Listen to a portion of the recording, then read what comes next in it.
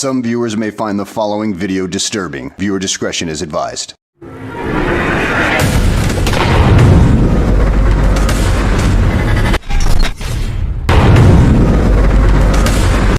So good morning mga kakablit. Ito na yung inaantay natin.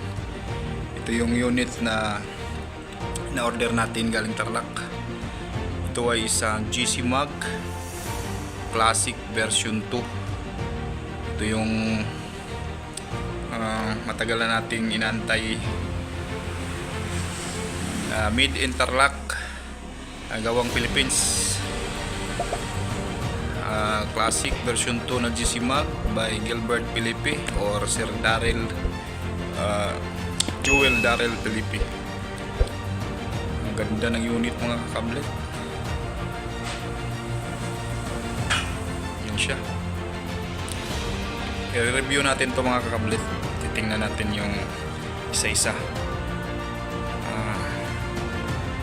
Isa-isa talaga natin sasabihin sa inyo kung ano yung meron sa unit na ito.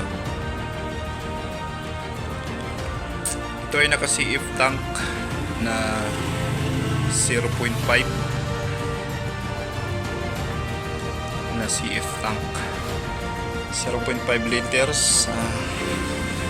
Yung volume capacity pwede natin ipasok dito is 4,500 or 3,000 or maximum na sa akin yung 3,000 kasi masyado na mataas yung 4,000. Safety first tayo, pero okay lang naman dito kasi alam ko kasya dito yung 4,000. Pwede. So yung regulator nito ay naka-inline adjustable regulator na sa loob. Hindi siya tulad ng mga regulator na sa ibang mga PCP na nasa labas or mga Taiwan or China rig nandito sa labas. So siya nandito sa loob. Nasa loob po yung regulator niya. Yung receiver niya maiksi lang siguro, nasa mga 5 inches lang siguro. Tapos yung design ng rails niya ay iba, ibang klaseng design. Akala mo imported pero Philippine made yan mga kakablet. Dito lang sa atin ginawa.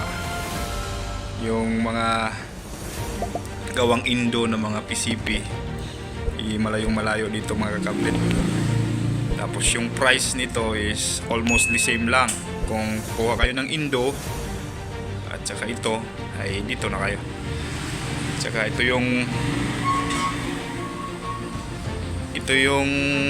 unit na hinahanap ng mga sumasali sa mga competition. Matagal nga lang yung pila nito is aabot siguro ng mga 5 months. Sa akin kasi mga 5 months ko ito nakuha eh. In-order ko siya tapos after 5 months tsaka ko na siya nakuha. Dati matagal yung pila, aabot daw ng 1 taon. Ngayon 5 months na lang or 4 months.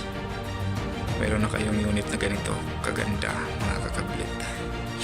Yung swing niya pwede siya sa kaliwa, pwede rin sa kanan, depende na sa'yo. Tapos may siya dito, stopper, yung pin, pwede mo siyang ilipat dito sa kabila. Tapos ito yung mag-i-stop dito sa barrel niya. Yan. Tapos yung hammer niya saktong-sakto lang yung tigas. Yung trigger niya ang lambot mga kablit to. Ganda. Ito yung trigger niya. Yung buttstock ito ay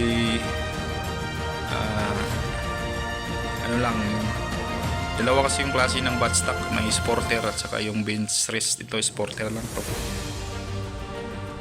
Maganda niya kablit. Ang kinis, pulido talaga yung pagkakagawa. Saktong-sakto talaga siya dito sa wala ka makikitang kawang dito. Saktong-sakto talaga. Ito yung unit na matagal na nating pinangarap. Ang ganda kasi kakablit. Tatlo pala yung nito. Kung umorder kayo pag nagpa gawa kayo kay Sir Gilbert, tatlo. Mayroong Magnum Yung bago nila ngayon is Magnum Gin 2. Tapos yung Mobile. Tapos ito yung classic na version 2. Dito lang tayo kasi medyo yung price kasi nito is mababa kaysa doon sa dalawa. Yung Magnum medyo mahal. It's almost 54 yata yun. Tapos yung Mobile nila ay nasa mga 44 din. Tapos ito, yung kuha natin ito mga kakablit is nasa 37. Pumila ka kailangan mong mag down payment kay Sir Gilbert para masama ka sa pila. Ito lang, tangke, bat, tapos yung regulator, yung receiver, tapos yung regulator kasama na, nasa 37k. So kung pumila kayo, mag down payment kayo, and then magantay kayo ng 5 months or 4 months, depende kung mabilis yung ano nila ngayon, yung paggawa nila, kasi marami na daw silang machine kaya medyo mabilis na yung CNC machine nila. Ganda mga kablet, hindi ka talaga magsisi sa unit na to. Kala mo imported, gawang bansa, pero napakalupit. Yan o. Yung kabila may tatak agila. Kaya tatawagin ko siyang agila kasi tatak agila. Yung serial number niya is nasa 120. Tapos yun, dito quick refill niya, dito tayo magre-refill ng hangin. Yun, pit.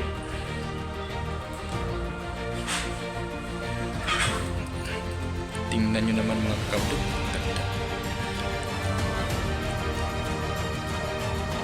Yung barrel na ikakabit natin dito mga kakablit is